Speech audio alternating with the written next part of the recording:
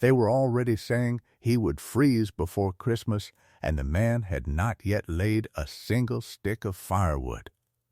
In the summer of 1884, in a hard little settlement called Kettle Draw out on the high Dakota plains, Nathaniel Orr spent the warm months hauling rocks. Not clearing them off a field, the way a sensible man might.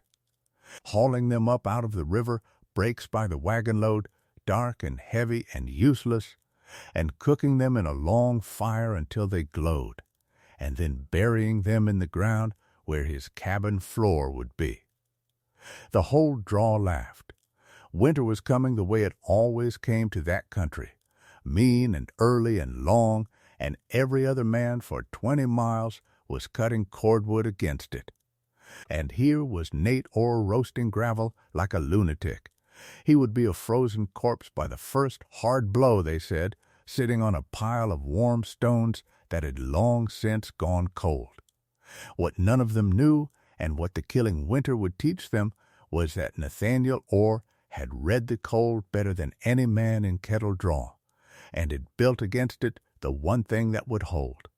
He had come to that country the way a lot of men came, on the railroad and then off it. Nate Orr had worked 3 years on a section crew laying track west across the territory, swinging a maul and setting ballast, a lean, weathered, close-mouthed man who did his work and kept his opinions and was known, when he was known at all, as steady. Then, in the spring of 1884, the road cut its crews back the way roads did, and the foreman, who had nothing against him, told him plainly there was no more work, and Nate Orr found himself 31 years old, with a bad knee, a small poke of saved wages, and no place in particular to be. He filed on a quarter section of poor high ground above Kettle Draw because it was cheap and it was empty and a man had to stand somewhere, and he came onto it in May with a wagon, 2 horses, a chest of tools, and a way of thinking about heat that he had learned in a place nobody in the draw would ever have guessed. For Nate Orr had not always laid track.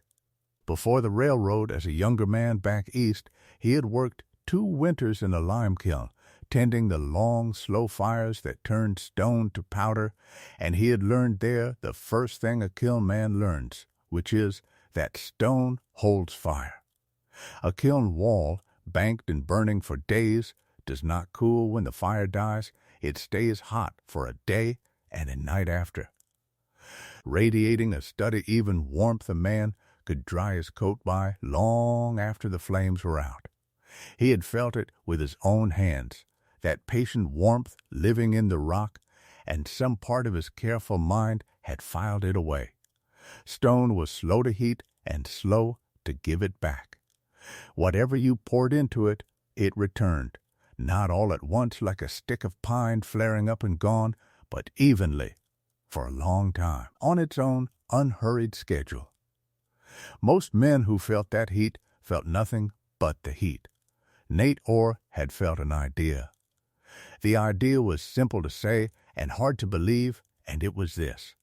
A fire made of wood was a fast and greedy thing. You fed it a great deal of fuel, and it gave you a great deal of heat all at once, straight up the chimney and out into the cold, and the moment you stopped feeding it, it quit, and the cold came back into the room like water into a hole. But if a man could pour that heat into something that held it, a great mass of stone and earth packed thick beneath his very floor, then the stone would soak the warmth up all through the mild months and the burning autumn, and give it back slowly all winter, and one small, banked fire would be enough to keep the mass charged. He would not be heating the air, which the cold stole back the instant he turned his head. He would be heating the ground he lived on, and the ground would heat him. Where other men would burn cord after cord of wood they did not have, fighting the cold fresh every single day, Nate Orr meant to store a whole summer of gentle fire in the rock and let it out again all winter long. It was though he had never heard the word and never would, a heat battery, and he set out that May to build one under his house. He began, to the town's great amusement, at the river. The cannonball breaks below the draw were littered with stone the spring floods rolled down, dark rounded rock, dense and heavy, the kind that rings when you strike it.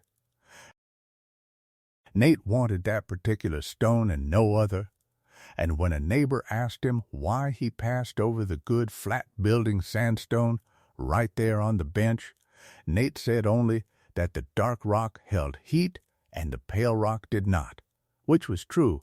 Dense stone carries far more warmth in it than soft. And the neighbor rode off shaking his head at a man who had opinions about which rocks were warm. All through June and into July, Nate Orr drove his wagon down into the breaks and loaded it by hand, stone by stone, until the axles groaned, and hauled it up the long pull to his quarter section and dumped it and went back for more. Cord upon cord of firewood stood uncut in the draw while he did it. His pile of rock grew and grew, a small gray mountain of it, and the laughter grew with it. The work of it was brutal, and it made the mockery worse, because from the road it looked like nothing but a lean man breaking his back at a pile of stone for no reason a Christian could name. A single loaded wagon took Nate the better part of a day to fill by hand and a slow grinding hour to haul up the pull from the breaks, the horses lathered and the brakes smoking on the steep places. And he did it again and again, dawn to dark, 6 days a week, through the whole broad heat of the summer. He wore the skin off his hands and built it back into callus. He favored the bad knee, and it swelled, and he wrapped it and hauled anyway. And all the while the good building sandstone lay right there on the bench, flat and easy and free. The stone every other man in the country used for a footing or a hearth, and Nate Orr walked past it every single day to go dig heavy dark rock out of a river. A man who rode by once asked him, not cruelly, whether it might not be easier to build with the stone that was already there, and Nate said that the pale stone was light and dry and gave its heat up as fast as it took it, and that a hearthstone was no good to him. He needed a stone that would hold, and the man rode off, having understood not one word of it. That was the shape of the whole summer. Nate Orr knew exactly why he passed the easy stone for the hard, and there was not another soul in the draw who could have told you. The laughter had a leader, and his name was Harmon Teel. Teel was a freighter, a prosperous, red-faced, loud-handed man who ran wagons of goods up from the railhead and owned the best low ground in the draw and liked everyone to know it. He had looked at Nate Orr's poor high claim with a trader's eye and offered early on to take it off the drifter's hands for a few dollars and save him a hard winter, and when Nate declined, evenly and without heat. Teel had taken it as an insult from a man with nothing. So Teel led the mockery, and he did it well. He would stand outside the settlement store with the other men and watch Nate's loaded wagon come grinding up the road and call out to know whether the rock was for eating or just for looking at, and the men would laugh. And Teel would say that he'd heard tell of a fellow who cooked his supper on a hot stone, but never one who tried to cook a whole winter on them. It went around the country. Nate Orr, the rock farmer. Nate Orr, who was going to warm himself all winter on cooked gravel while sensible men burned wood. Nate let them talk, because a laughing settlement is a settlement that leaves a man alone to work. And the work was long. When his stone was hauled, he dug. On the level bench where his cabin would stand, he laid out a square and dug the floor of it down 2 full feet, a great shallow pit of raw prairie earth, and the men who rode past to see it now had a fresh thing to marvel at. A man digging a cellar, and then, they saw, not making a cellar at all. For into that pit, Nate Orr began to build the strangest floor in the Dakota Territory. He laid a bed of the dark river stone across the whole bottom, fitted close. Over it and through it, he packed earth, tamped down hard with a maul, and then another course of stone, and more packed earth, building the 2 feet back up in dense alternating layers of rock and rammed ground until he had. Where his floor would be, a solid mass, tons of it, stone and earth married together, that would hold whatever heat he could drive into it. Around 3 sides of the pit, low, he set larger flat stones on edge to make shallow flues, channels that would let a fire's breath run under and through the mass before it climbed to a chimney at the far wall.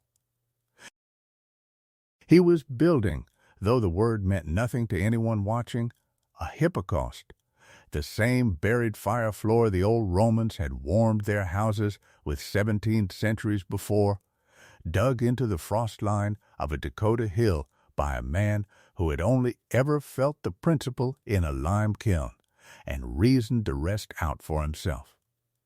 Then, for the better part of 3 weeks, in the hottest part of the summer, Nate Orr lit fires in a country that did not need them, and the draw decided he had gone truly mad. He built a long, low blaze in a pit beside his half-dug floor, and he roasted his hauled stone in it in batches, raking the rock in and turning it and raking it out again when it was too hot to stand near.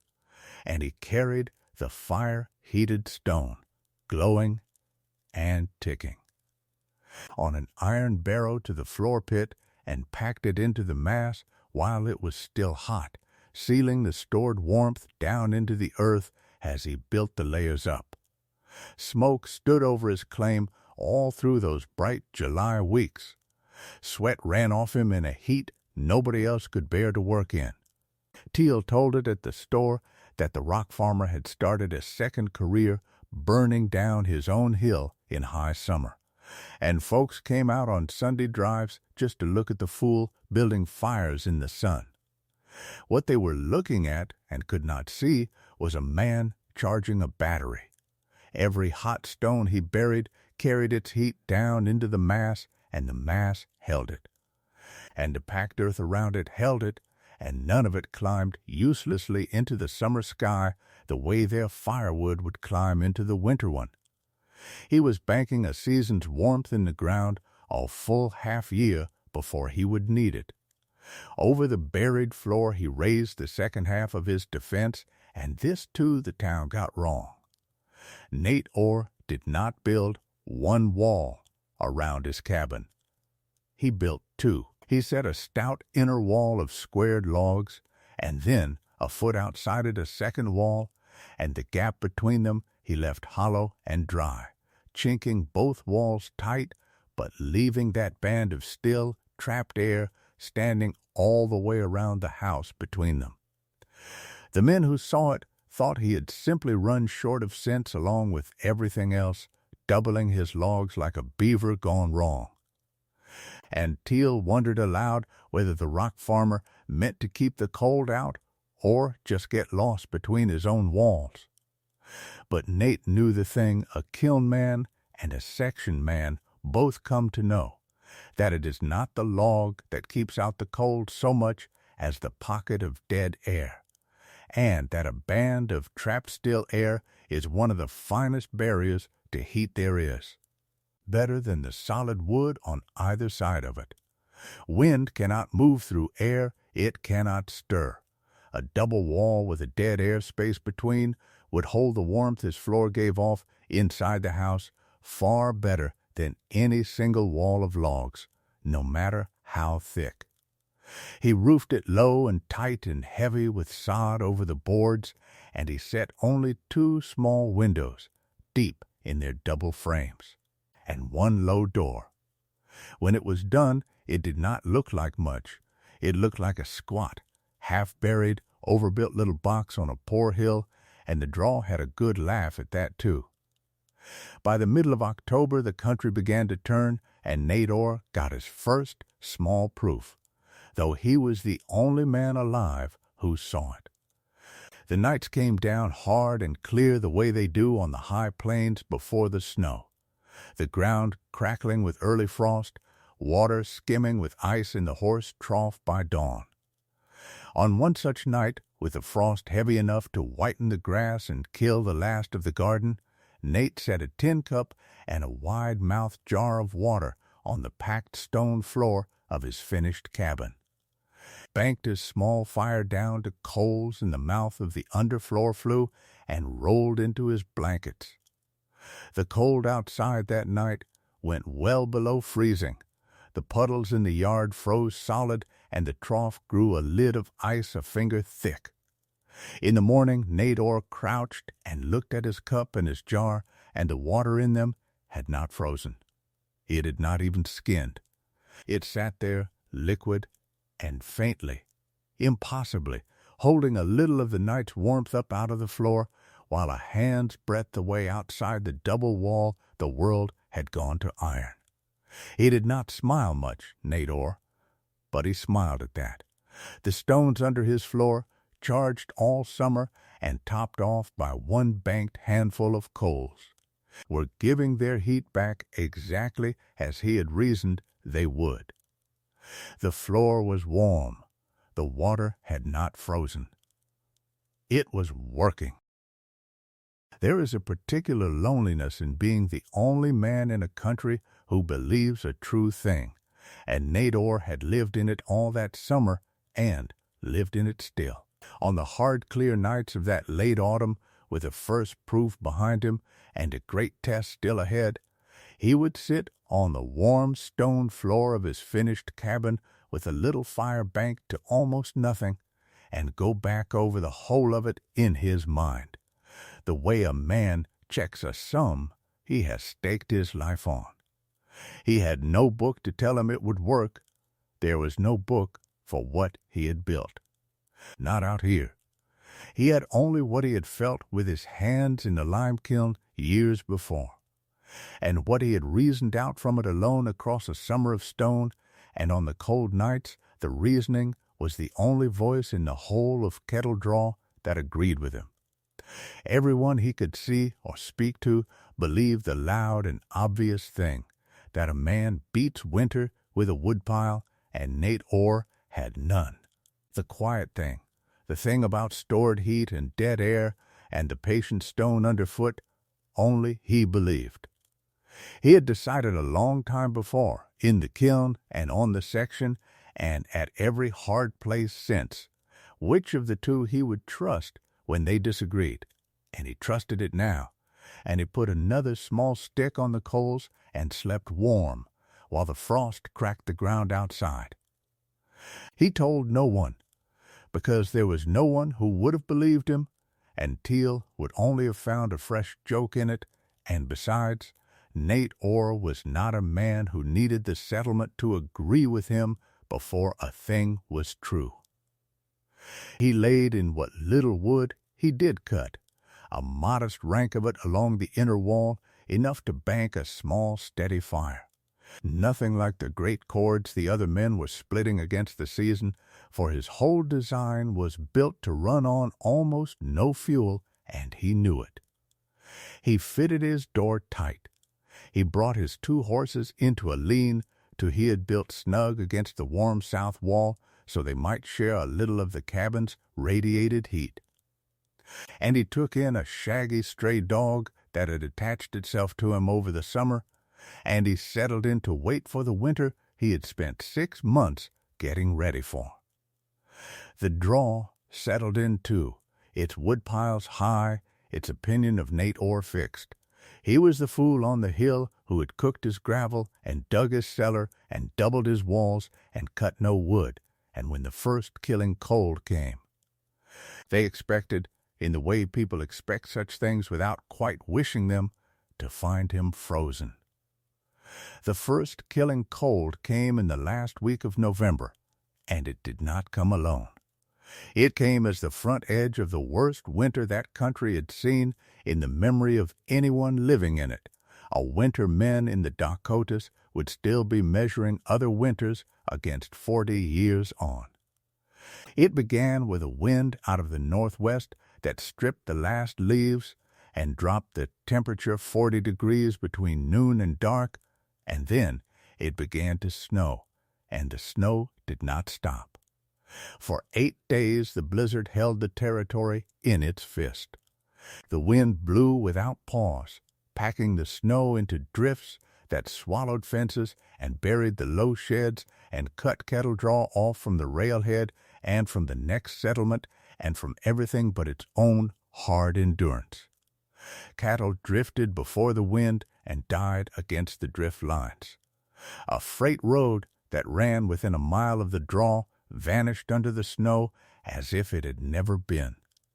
The thermometer nailed to the wall of the settlement store, which the storekeeper watched with a kind of horror, fell and did not come back. It passed 20 below.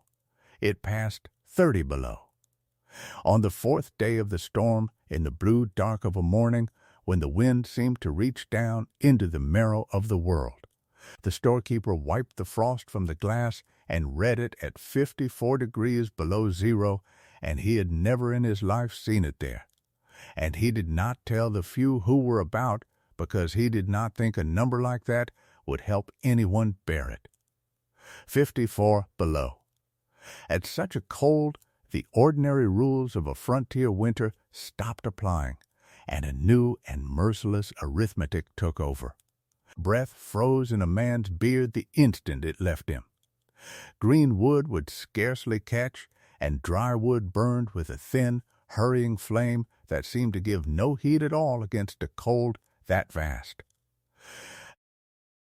The men of Kettle Draw, who had laid in their firewood like sensible men, found now what sensible men found in a winter like that one, that a single stove fighting 54 below through a single wall of logs is a losing fight. That it eats wood at a rate no woodpile was ever stacked to feed. That the cold does not merely wait outside the wall, but drives in through it. Through every chink in every log and every closed door, faster than a man can throw fuel at it. They kept their fires roaring, and they wore their coats indoors, and they watched their great woodpiles shrink with a growing private fear. And the storm did not stop, and the thermometer did not rise, and the wood burned down. On the poor high hill above the draw, in the squat half-buried box the whole country had laughed at, Nathaniel Orr was warm.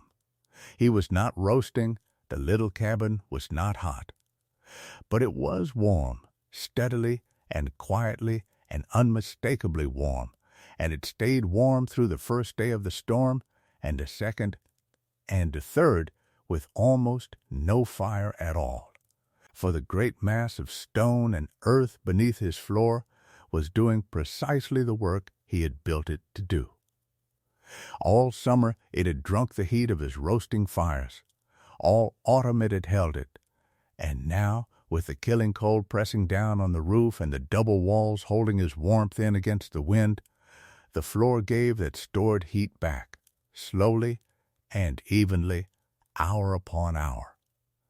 Radiating up into the room from the whole broad surface of the ground he lived on. He kept only a small fire banked low in the mouth of the underfloor flue, feeding it a stick now and then, and its breath ran warm through the stone channels and topped up the mass and climbed at last, spent, out the chimney. He burned in a day what the men below burned in an hour. The dead airspace between his walls held the warmth against the shrieking wind, and the floor, the patient-charged stone floor, poured out the summer it had swallowed. The storm gave him no reason to trust it and every reason to doubt, and still the floor held. The wind found the cabin on the exposed hill and threw itself at the walls without pause. A solid pouring roar that went on so long The ear stopped hearing it as sound and began to feel it as pressure, and the snow drove so hard against the north side that it packed into the double wall's outer chinking and sealed it tighter still. Nate Orr went out twice a day into that killing white to see to his horses in the lean-to and to break the drift back from his low door. And each time the cold took the breath out of him like a blow and drove him back in within minutes, and each time he came back into a room that was simply quietly warm, the stone floor giving up its stored summer as steadily on the third day of the storm as it had on the first.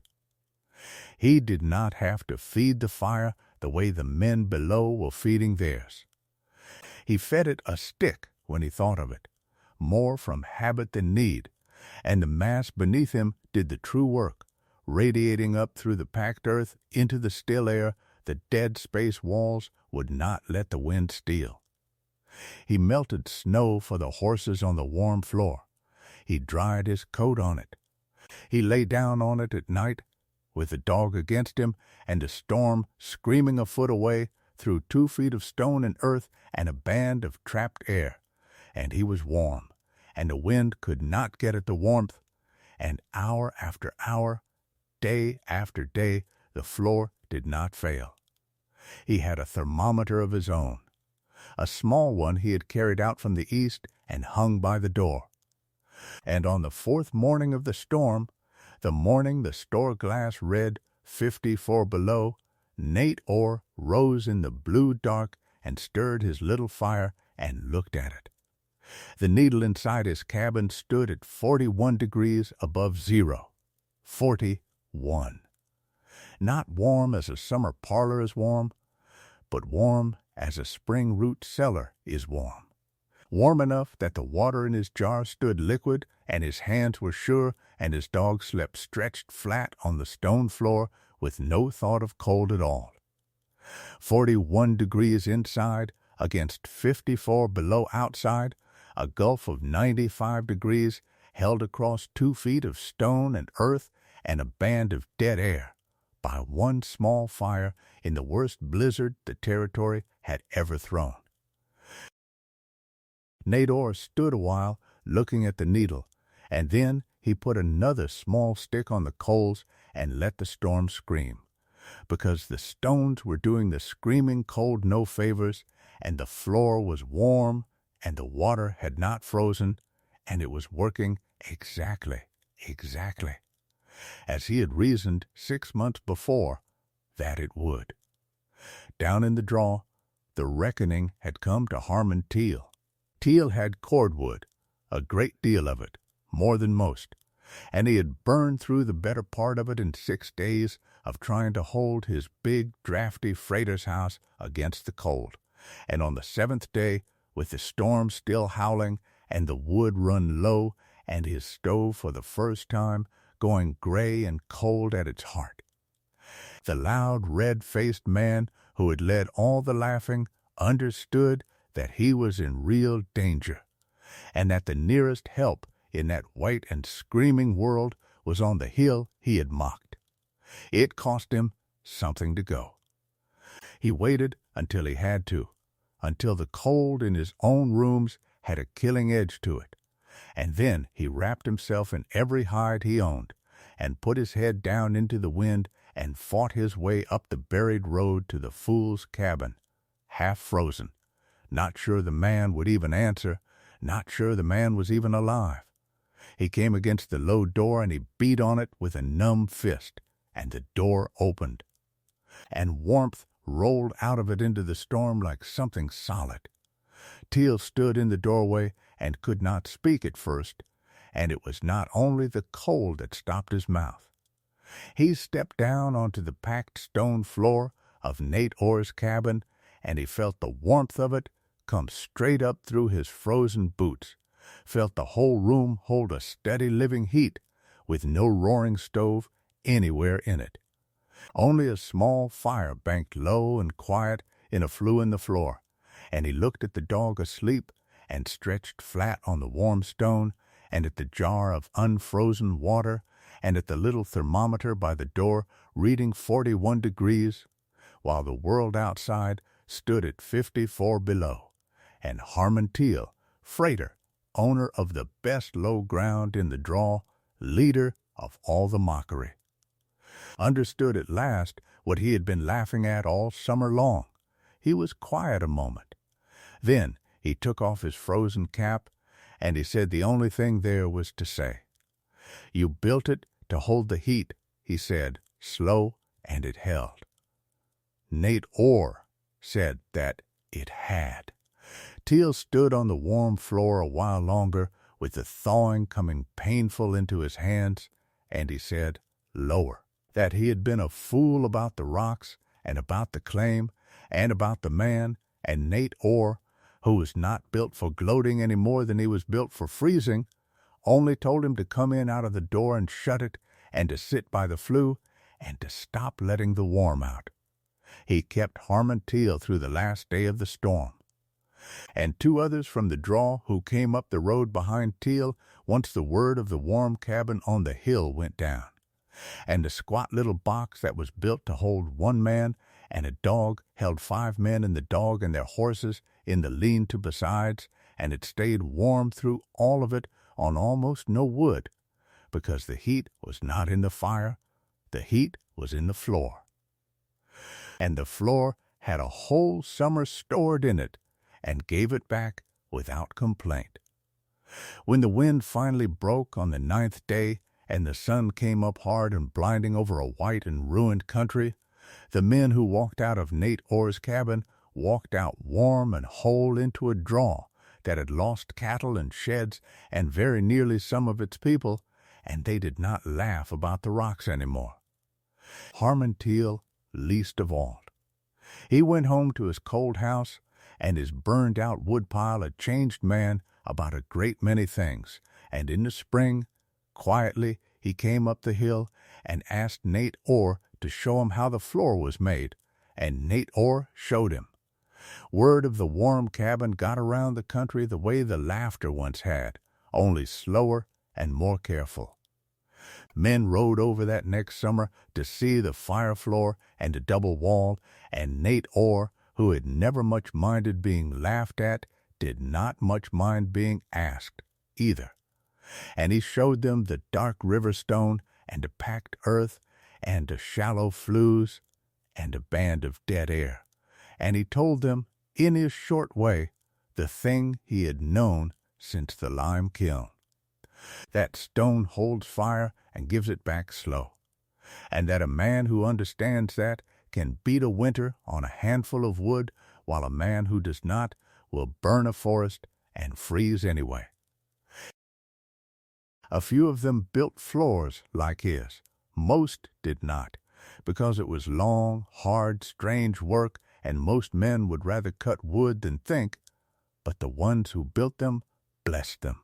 And the story of the winter of 1884, the winter of 54 below, when the rock farmer on the hill stayed warm and the men who laughed came knocking, was told in Kettle Draw for as long as there was a Kettle Draw to tell it. They had called him a fool for cooking gravel while wiser men laid in wood, and in a way the wiser men had been right up until the cold asked its real question.